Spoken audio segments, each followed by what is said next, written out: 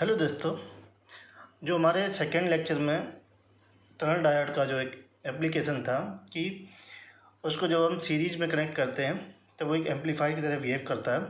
तो देखिए ये सीरीज एम्पलीफायर है। लोड के साथ क्या आपने कनेक्ट कर दिया, एक टनल डायोड कनेक्ट कर दिया, तो इसे बोलते हैं सीरीज एम्पलीफायर या सीरीज लोडिंग। तो ये इसका इस टनल डायोड का ये इक्विवेलेंट सर्किट है। तो हम इसमें गेन निकालेंगे। बेसिकली जो इसमें गेन होता है वो कौन सा होता है, वोल्टेज गेन होता है।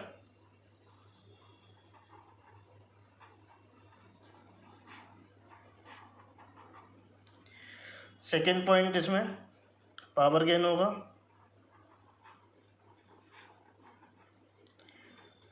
और third point no current gain.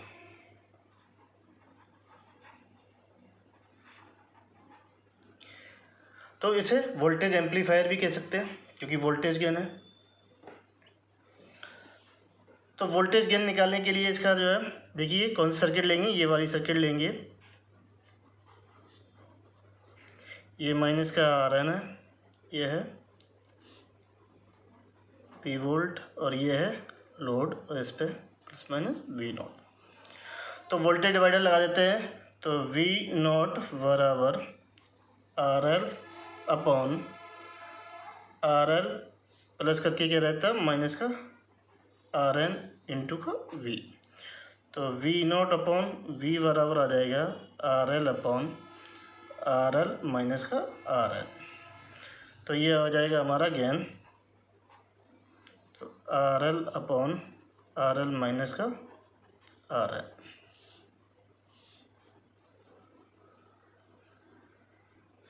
तो किस लेते हैं, RL is greater than RN। तो जो हमारा जो AV निकल के आएगा अप्रॉक्सीमेटली किया जाएगा 1, क्योंकि ये क्या हो जाएगा RL के रिस्पेक्ट में निगलेक्ट हो जाएगा। तो ये हमारा जो है RL अपॉन RL हो जाएगा। तो हमारा गेन क्या निकल के आएगा 1। सेकेंड केस लेते हैं।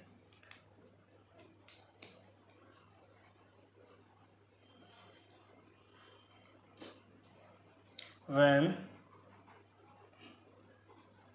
RN is greater than RL, तो हमारा गेन जो निकल के आएगा वोल्टेज गेन वो क्या होगा, लेस देन 1 होगा। क्यों, क्योंकि RL माइनस करके क्या आएगा, RL अपॉन इस पर ये आ जाएगा आपका AV बराबर माइनस का RL अपॉन RN, क्योंकि RL क्या कर दिया हमने, निगलेक्ट कर दिया।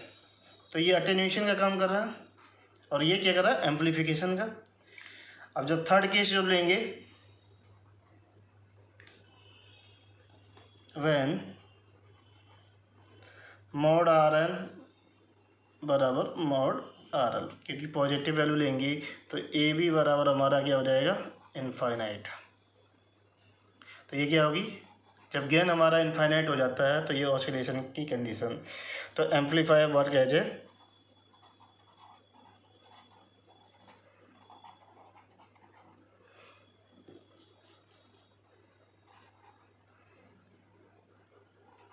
N oscillator. तो ये बहुत ही इम्पोर्टेंट कंडीशन है। तो देखिए जो पैरेलल लोडिंग था वहाँ क्या RN ऊपर आ रहा था और ये RN माइनस RL था। यहाँ AV में देखिए क्या सीरीज में फार्मूला चेंज है। तो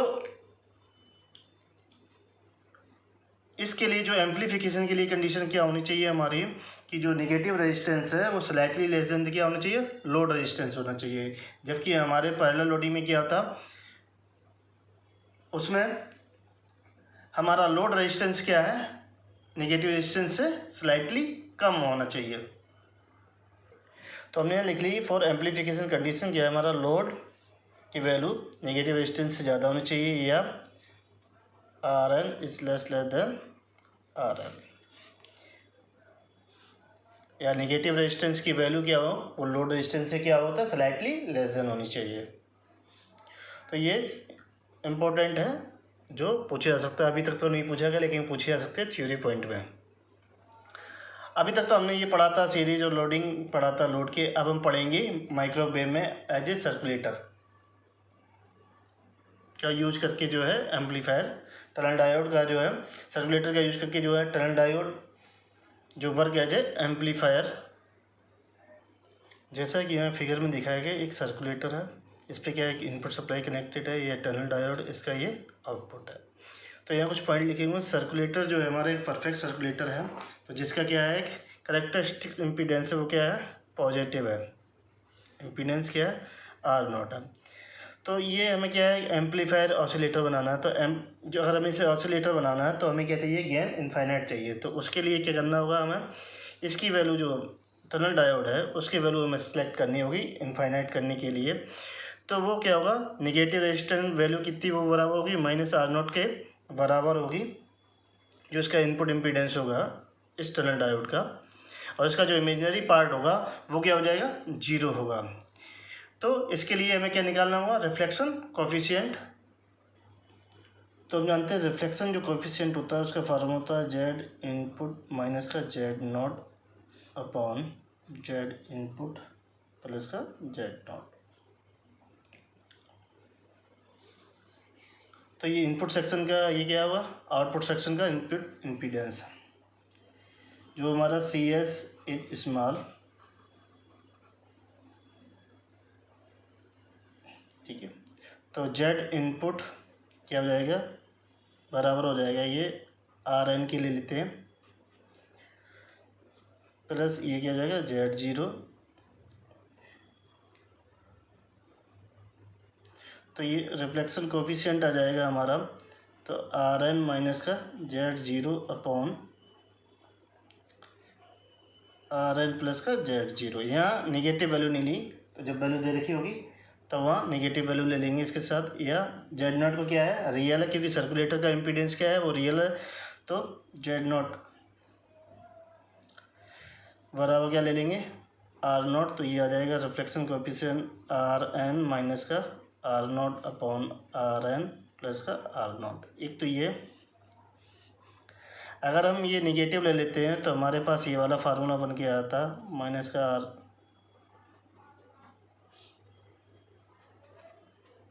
ये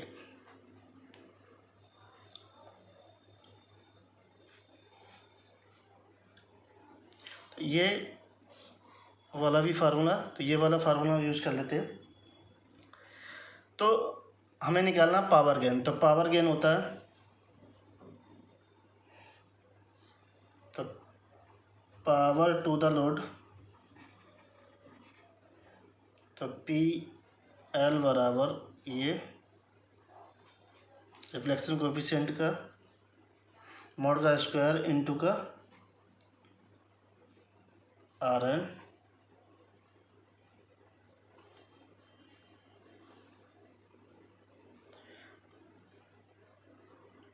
सॉरी ये P इनपुट होगा, तो PL बराबर reflection coefficient into P input power, तो PL अपॉन PN बराबर ये हो जाएगा पावर गेन बराबर रिफ्लेक्शन कोफिशिएंट का मोड का स्क्वायर के बराबर होता है। ये अगर इसे dB में करेंगे तो dB बराबर आ जाएगा 10 log, तो ये 20 log,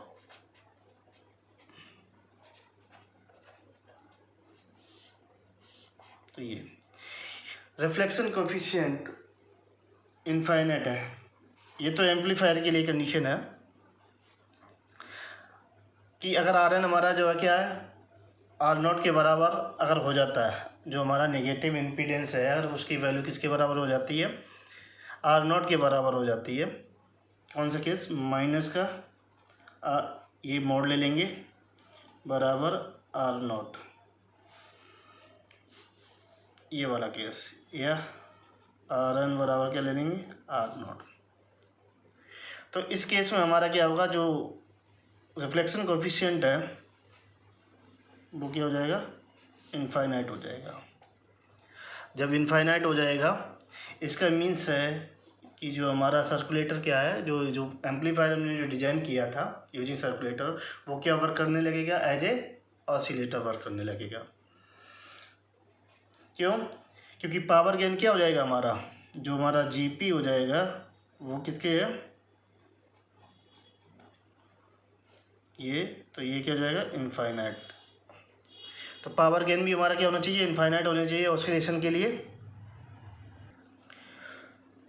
तो इन दोनों ही केसों में क्या होगा, हमारा जो एम्पलीफायर वो है वर्क करेगा ऑसिलेटर, एम्पलीफायर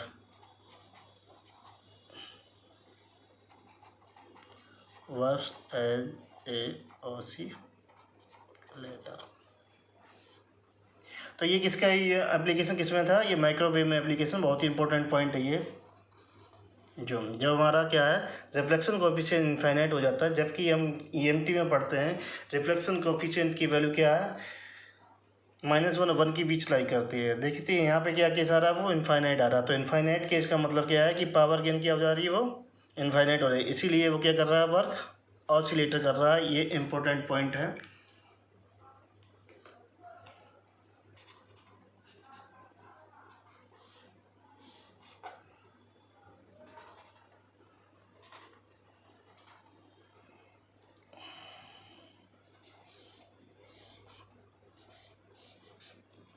अब इसी पे लगाते हैं क्वेश्चंस। क्वेश्चन 1 है, टनल डायोड, इम्पेड डायोड या varied diode amplifier is using circulator, find the gain Rn बराबर -40 ओम एंड Z0 बराबर 50 ओम। तो सॉल्यूशन, बेसिकली यहाँ पावर गेन पूछा गया, तो इसके लिए सबसे पहले क्या निकालेंगे, रिफ्लेक्शन कोफिशिएंट। तो ये होता है Rn माइनस का Z0 अपॉन Rn प्लस का Z0। तो यहाँ वैल्यू रख देते हैं, तो ये -40 माइनस का 50 अपॉन, तो -40 प्लस का 50, तो ये आ जाएगा -90 अपॉन 10। तो रिफ्लेक्शन कोफिशिएंट आ जाएगा -9। तो जीपी बराबर हमारे पास फार्मूला होता है रिफ्लेक्शन कोफिशिएंट मोड का स्क्वायर, तो -9 का स्क्वायर बराबर 81। तो डीवी में करेंगे तो 10 log बेस जीपी बराबर ये आ जाएगा 10 log 81 बराबर ये आ जाएगा 19.1 dB। तो ये इम्पोर्टेंट क्वेश्चन है जो नेट में पूछा जा सकता है 1 नंबर में।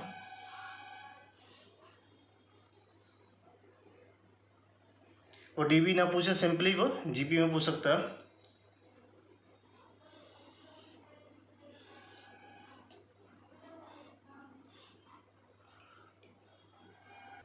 क्वेश्चन नंबर 2, ये भी इम्पोर्टेंट क्वेश्चन है टनल डायोड पे। Tunnel diode has are negative importance दे रखा है, इसका जो है रेजिस्टेंस दे रखा है -26 ओम, कैपेसिटेंस दे रखा है 5 नैनो फैरड और RS दे रखा है, सीरीज रेजिस्टेंस दे रखा है 1 ओम। तो कैलकुलेट करना, first resistive cut off frequency, second gain if diode is used as an amplifier with load of 24 parallel to it.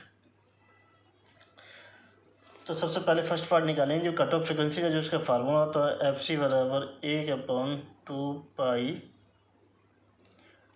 RNCS under root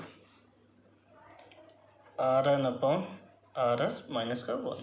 तो इसमें वैल्यू पुट कर देते हैं, तो ये FC बराबर 1/2 इंटू 3.14 RN की वैल्यू, क्योंकि यहाँ पॉजिटिव वैल्यू लेंगे, तो इंटू 26 इंटू 5 इंटू 10 की पावर माइनस का 9, और ये अंडर रूट 26 अपॉन 1 माइनस का 1, तो ये तो 5 हो जाएगा। तो FC बराबर 1/2 इंटू 3.14 इंटू 26 इंटू 5 इंटू 10 की पावर -9 इंटू 5, तो ये नियर जो वैल्यू आएगी इसकी जो है 6.12 गीगाहर्ट्ज़। अब ये सेकेंड पार्ट में पैरेलल जो है, तो ये करंट एम्पलीफायर की तरह वर्क करता है जब पैरेलल कनेक्शन करते हैं। तो ये कनेक्शन था,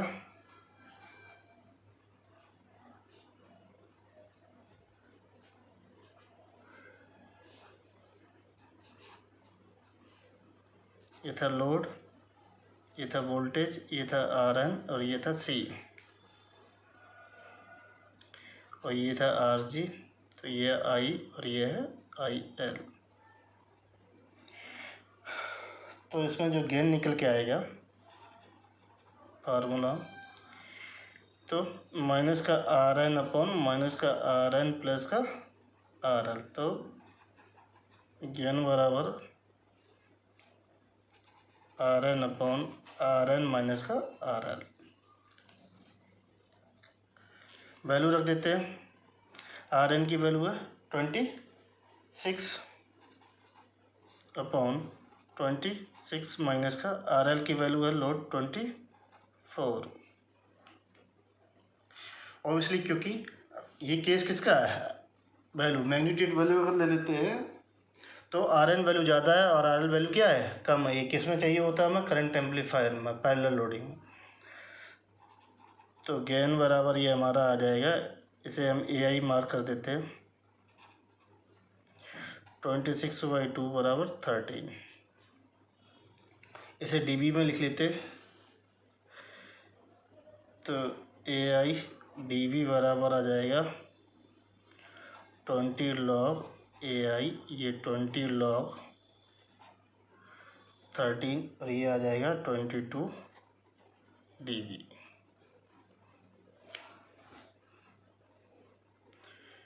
तो ये होंगे हमारे आंसर्स। ये पहला आंसर, ये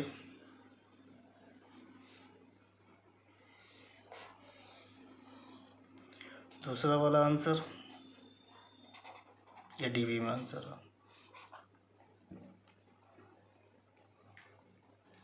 अगर आपको मेरा वीडियो अच्छा लगे please like and subscribe my channel.